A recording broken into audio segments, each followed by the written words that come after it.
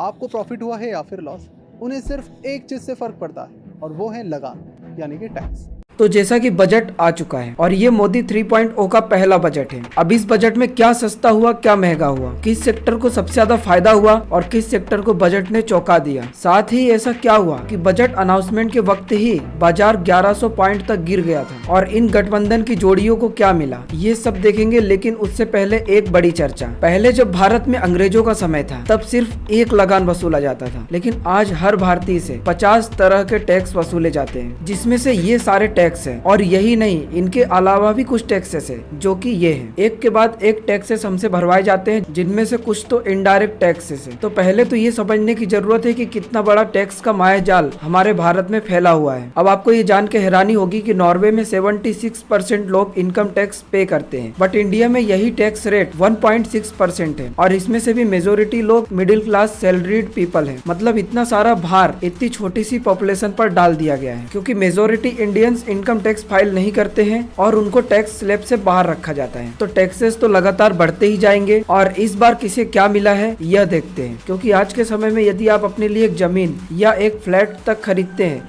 तो उस पर भी इतने सारे चार्जेस और टैक्सेस लगते हैं और ये टैक्सेस इतने सारे हैं कि आप डायरेक्टली और इनडायरेक्टली मिलाकर गवर्नमेंट को 50% तक तो दे ही रहे हैं। इसके अलावा यदि यहाँ पर आप कार खरीदते हैं तो भी इतने सारे चार्जेस और टैक्सेस से गुजरने के बाद ही आप खरीद पाएंगे। यहाँ तक कि मेडिकल की दवाओं पर भी काफी टैक्स लग रहा है और एक आम आदमी का अधिकार है और उसे जानना चाहिए कि यदि वो टैक्स पे कर रहा है तो गवर्नमेंट इस टैक्स का कर क्या रही है। और टैक्स भी एक तरह का इन्वेस्टमेंट है जिसके रिटर्न में एक आम आदमी को क्या मिल रहा है, ये उसे जानने का अधिकार है और ये सवाल कहीं ना कहीं गवर्नमेंट से भी पूछा जाना चाहिए। तो अब देखते हैं इस बार के बजट में आम आदमी को क्या मिला। इस बार सरकार ने बजट पर 9 सेक्टर पर ध्यान दिया। एग्रीकल्चर, एम्प्लॉयमेंट, शहरीकरण, infrastructure development, innovation, manufacturing, assembly service, energy sector और साथ में यूथ और बेरोजगारी पर भी कुछ ध्यान दिया गया है। सरकार यूथ के लिए एक स्कीम लेकर आई है। 1 करोड़ यूथ को देश की टॉप 500 कंपनी में इंटर्नशिप कराई जाएगी और 5,000 रुपए का स्टाइपेंड दिया जाएगा। चलिए, अब इस बजट में यूथ तो कवर हो चुका है। अब बात देश के आम आदमियों की और गरीब लोगों की। तो जो प्रधानमंत्री अन्न योजना थी जिसमें गरीबों को अनाज दिया जाता था, उसको 5 साल और बढ़ा दिया गया है। इसके अलावा 10 लाख करोड़ रुपए अलॉट किए गए हैं प्रधानमंत्री आवास योजना के ऊपर। अब बात करते हैं किसानों की। तो किसानों के लिए